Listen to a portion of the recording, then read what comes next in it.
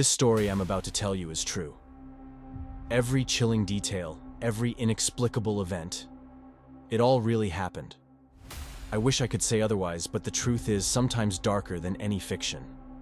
It started out as an ordinary night back in October 2016. My best friend James and I were college seniors, just trying to enjoy our last year of freedom before entering the real world. We had heard rumors of an abandoned medical asylum a few towns over that was rumored to be haunted. Being the dumb kids we were, we thought it would be funny to go check it out and scare ourselves a little. Little did we know the horror that place held. We arrived at the decrepit old building around 3 a.m. Even from the outside, you could feel the sense of dread and misery that clung to that cursed place. James made some stupid joke about evil spirits that I've long since forgotten. If only I could go back and unlearn what we experienced that night. As we made our way inside, the darkness seemed to swallow us whole. The only light came from our flashlight beams cutting through the musty air. We could hear strange scratching sounds in the walls, like rats or something worse skittering around the deteriorating bones of the building. An overwhelming sense of malice seemed to grip us tighter with every step. Then we saw it, a dark figure watching us from the end of the hallway. It was vaguely humanoid in shape, but seemed to absorb all light, like a living hunger eating away at everything around it. We froze in terror as it began shambling towards us, with movements far too unnatural for anything living. That's when the screaming started.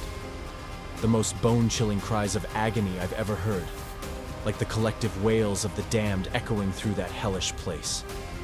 They seemed to come from every direction, surrounding us in the darkness. I could feel my sanity slipping away with each passing second.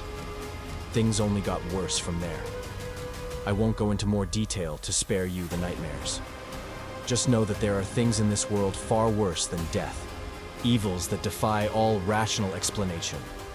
Forces of darkness that should never be glimpsed by the fragile human mind, lest it breaks forever. By the time we finally escaped that dreadful place, we were both shattered. We had experienced the true face of malevolence that night. It has taken years of therapy and very strong medication for either of us to start piecing our minds back together. So you see, the rumors of that asylum being haunted were all too real. There are things in this world beyond human comprehension. Grotesque entities of pure malice and hatred. All I can hope is that you heed my warning and never go looking for them yourselves. The evil that dwells in that place must be sealed away, before it can infect the world like a cancer of darkness, festering just beyond the veil of reality. Trust me, you don't want to know what else happened that night. Because once you witness true evil with your own eyes, you can never go back. The scars on your very soul are permanent, so do yourselves a favor. Never go looking into the world that lies just on the other side of the shadows. But the horrors we faced that night were only the beginning. In our obsession to find answers, to rationalize what we had seen, we ended up opening more doors into darkness than we ever intended. A few weeks after the asylum incident, we came across some ramblings online about a stretch of woods just outside town that was supposedly haunted ground. People went missing in those woods all the time, never to be seen again. Of course, like the fools we were, we had to go investigate, fueled by morbid curiosity and a desperate need to make sense of our trauma. We entered those dreaded woods on a cold, moonless night in November. An unnatural mist seemed to cling to the ancient trees, blurring our vision and muffling sounds in an eerie way. Every twig snap or animal cry made us jump, our nerves completely shattered after the asylum.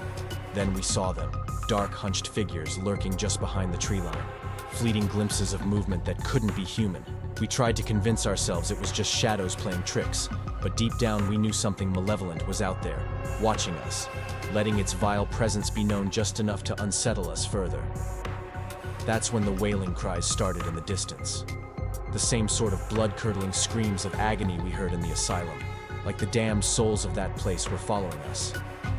My heart stopped as they grew louder, surrounding us as if carried through the fog itself. We ran blindly through those haunted woods like our lives depended on it, which they very well may have.